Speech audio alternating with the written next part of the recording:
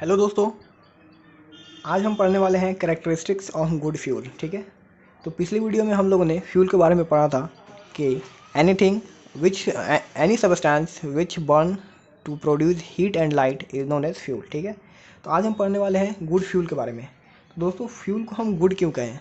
तो दोस्तों, गुड का मतलब ये है कि किसी भी फ्यूल को हम, जैसे कि किसी फ्यूल को हम अच्छा कह रहे हैं। ठीक है, तो अच्छा किस सेंस में है, तो आज हम उस टॉपिक को देखेंगे। ठीक है, मतलब कि किन किन करेक्टर पे फ्यूल का गुडनेस डिपेंड करता है। ठीक है, तो हम कैरेक्टर के सेंस में सबसे पहले बात करें तो सबसे पहला जो फ्यूल है उसको अच्छा तभी कहेंगे जब वो चीप हो। ठीक है, फ्यूल अगर चीप है एंड ईजिली अवेलेबल, तो दोस्तों देखिए, कोई भी फ्यूल अगर चीप है यानी सस्ता है और इजीली अवेलेबल है यानी आसानी से मिल सकता है। ठीक है, आसानी से हम उसे खरीद सकते हैं और कम पैसा में ही खरीद सकते हैं, तो वो फ्यूल हमारे लिए बहुत ही अच्छा है। ठीक है, ये तो बहुत ही कॉमन सी बात है।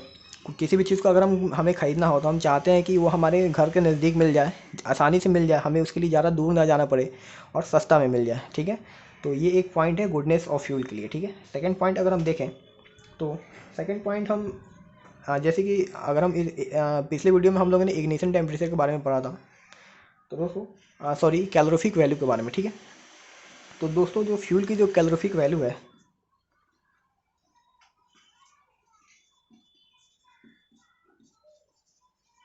वैल्यू जो है वो कैसी होनी चाहिए, वो हाई होनी चाहिए। ठीक है, तो दोस्तों कोई भी फालतू का पैसा नहीं लगाना चाहता। ठीक है, कोई भी सोचेगा कि हमारा कम पैसे में ज़्यादा काम हो। ठीक है, तो कैलोरीफिक वैल्यू एक वैसा ही एक जैसे कि उसी के टर्म में इसको आप ले सकते हैं। जैसे कि देखिए, कैलोरीफिक वैल्यू हमने क्या पढ़ा था कि कैलोरीफिक वैल्यू वो वैल्यू होता है कि किसी फ्यूल के 1 यूनिट को अगर हम बर्न करें, यानी 1 यूनिट ऑफ फ्यूल को अगर हम बर्न करें तो जो एनर्जी हमें प्रोवाइड होती है उसी को कैलोरीफिक वैल्यू बोलते हैं। ठीक है, तो कोई भी चाहेगा कि हमें कम फ्यूल बर्न करके जाना ज़्यादा एनर्जी मिले। ठीक है, तो उसी सेंस में हम कैलोरीफिक वैल्यू को गुडनेस ऑफ फ्यूल में यूज़ करते हैं। ठीक है, यानी कोई भी फ्यूल अगर कम कम बर्न होने पे ज़्यादा एनर्जी प्रोवाइड करता है तो वो फ्यूल हमारे लिए अच्छा है। ठीक है, तो उसी को हम बोलेंगे हाई कैलोरीफिक वैल्यू होनी चाहिए फ्यूल की। ठीक है, थर्ड जो है दोस्तों, तो दोस्तों थर्ड में हम अगर देखें तो कोई भी फ्यूल का अगर हम ऐसा कोई ऐसा फ्यूल हो जो कि आग लगाते लगाते जल जाए, या कोई ऐसा फ्यूल हो कि आग लगाने के बाद 10 दिन तक जलते रह जाए, तो दोस्तों ये दोनों सेंस में अच्छी बात नहीं है। ठीक है, फ्यूल जो है दोस्तों एक कांस्टेंट रेट से जलना चाहिए। ठीक है, तो इसको हम लिखते हैं, इसको ऐसे ऐसे लिखेंगे, burn with a constant rate, यानी ना तो ज़्यादा जल्दी जल जाए या ना ज़्यादा धीरे धीरे जले। ठीक है, जैसे हम सोडियम की बात करें तो वो आग लगाते लगाते जल जाता है। आग क्या लगाना, उसमें आग भी नहीं लगाना पड़ता है, वो एटमॉस्फेयर के कांटेक्ट में है तो सीधे जल जाता है। ठीक है, तो हमारा जो फ्यूल है वो वैसा नहीं होना चाहिए। ठीक है, तो one with a constant rate. ठीक है, कांस्टेंट रेट का मतलब मैंने बता दिया कि एक कांस्टेंट रेट पे जले, ना ज़्यादा जल्दी जल जाए ना ज़्यादा धीरे धीरे जले। फोर्थ पॉइंट अगर हम देखें कि, तो फोर्थ पॉइंट है दोस्तों कि उसका जो इग्निशन टेम्परेचर है, इग्निशन टेम्परेचर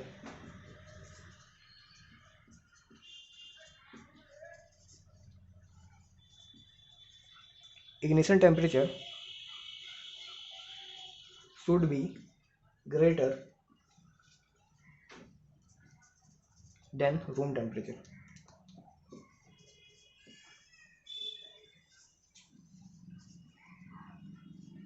इसका मतलब क्या है दोस्तों, जो इग्निशन टेम्परेचर है, इग्निशन टेम्परेचर को हम पहले भी डिफाइन कर चुके हैं कि ऐसा टेम्परेचर जिस पे कोई सब्सटेंस बर्न करना चालू हो जाए। ठीक है, यानी जो टेम्परेचर पे सब्सटेंस बर्न करने लगे। ठीक है, तो इग्निशन टेम्परेचर डिफरेंट सब्सटेंस का डिफरेंट होता है। ठीक है, तो जो हमारा जो फ्यूल का जो इग्निशन टेम्परेचर है तो वो हमारा रूम टेम्परेचर से ऊपर होना चाहिए। रूम टेम्परेचर जो होता है दोस्तों वो हमारा कॉमन टेम्परेचर होता है, यानी हमारे जो एटमॉस्फेयर का जो जनरली टेम्परेचर होता है उसे हम रूम टेम्परेचर बोलते हैं। ठीक है, तो उस टेम्परेचर से ज़्यादा होना चाहिए, तो नहीं तो दोस्तों क्या होगा, देखिए अगर रूम टेम्परेचर से कम हो तो वो कहीं भी रखा होगा तो अपने आप ही बर्न कर जाएगा। ठीक है, तो इसलिए जैसे कि हम सोडियम का एग्जांपल ले सकते हैं।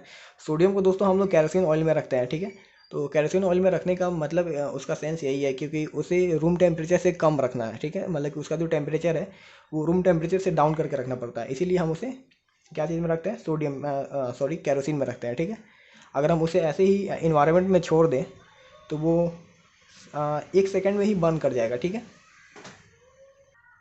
फिफ्थ पॉइंट अगर हम देखें तो दोस्तों जो गुड फ्यूल की अगर हम बात करें तो डू नॉट प्रोड्यूस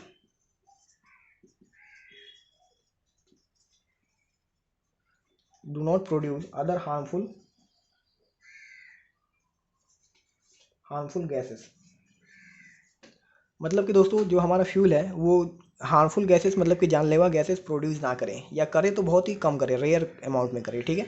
जैसे कि अगर हम देखें तो कहीं भी बर्निंग होता है, जैसे कि हम वुड को बर्न करते हैं तो उसमें बहुत ज़्यादा अमाउंट ऑफ क्या होता है, सूट्स निकलते हैं, धुआं निकलते हैं, स्मोक निकलता है, ठीक है। तो गुड फ्यूल हम किसी को उसी सेंस में कहेंगे जब हम उसमें हमें धुआं भी ज़्यादा नहीं देखने को मिले, ज़्यादा हार्मफुल गैस नहीं निकले उस फ्यूल से, तभी हम उसे गुड कहेंगे, ठीक है। सिक्स एंड लास्ट पॉइंट अगर हम देखें, आई थिंक ये विजिबल है, हाँ विजिबल है, ठीक है। तो दोस्तों 6 पॉइंट जो है हमारा कि बहुत ही सिंपल पॉइंट है कि जो हमारा जो फ्यूल है वो सेफ़ टू हैंडल होना चाहिए, यानी रखने में आसान होना चाहिए, स्टोर करने में भी आसान होना चाहिए। मतलब कि अगर हम घर पे अगर स्टोर कर रहे हैं फ्यूल को तो बहुत ही आसानी से हो जाए। जैसे कि हम एलपीजी की बात करें तो वो दोस्तों एलपीजी जो है हमारा एक सिलेंडर में आता है, रेड कलर का सिलेंडर में, और उसे हम आसानी से घर में ही रखते हैं, ठीक है। वो हमारे लिए ज़्यादा डेंजरस भी नहीं है और ट्रांसपोर्ट में भी अच्छा है, ट्रांसपोर्ट में भी बहुत ईजी ट्रांसपोर्ट हो जाता है उसका, ठीक है। तो ट्रांसपोर्ट में भी अच्छा मतलब कि अच्छा होना चाहिए, ठीक है। Safe to handle, store and transport, यानी हैंडल करने में, स्टोर करने में और ट्रांसपोर्ट करने में हमें कोई कठिनाई नहीं होनी चाहिए, कोई दिक्कत नहीं होनी चाहिए, ठीक है। तो उन सब सेंस में हम फ्यूल को क्या कहेंगे, गुड कहेंगे, ठीक है। तो दोस्तों आज की वीडियो में बस इतना ही, मिलते हैं अपने नेक्स्ट वीडियो में।